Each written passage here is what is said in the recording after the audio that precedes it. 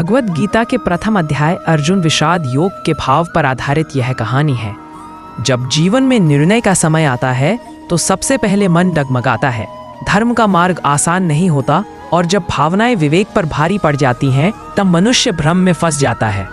उसी रात आरव अपने कमरे में अकेला बैठा था।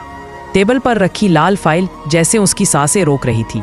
घड़ी रात के 2:30 बजा रही थी, लेकिन नींद उसकी आंखों से कोसों दूर थी। सुबह होते ही उसे एक ऐसा फैसला लेना था जो पूरे शहर की दिशा बदल सकता था।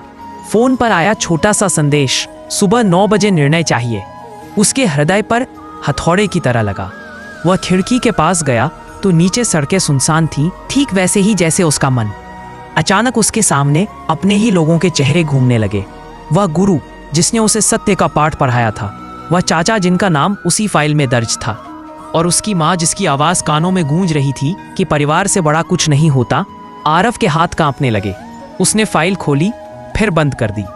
आंखों से आंसू फिसल पड़े और उसके होंठों से निकला, क्या मैं अपने ही लोगों के विरुद्ध खड़ा हो सकता हूँ? भीतर का मन कह रहा था, छोड़ दे, चुप रह, सब ऐसे ही जीते हैं। लेकिन उसी क्षण दीवार पर टंगी पिता की तस्वीर उसकी ओर देखती हुई जैसे कह रही हो कि गलत के सामने चुप रहना भी पाप होता है। सुबह की पहली रोशनी कमरे में आई। घड़ी ने 8:45 बजाए। आरव ने कोट पहना, लेकिन हाथ अब भी कांप रहे थे। वह बुदबुदाया, मैं यह युद्ध नहीं लड़ सकता। ठीक वैसे ही जैसे कुरुक्षेत्र में अर्जुन ने कहा था। सम्मेलन कक्ष भरा हुआ था। सबकी निगाहें उसी पर टिकी थीं।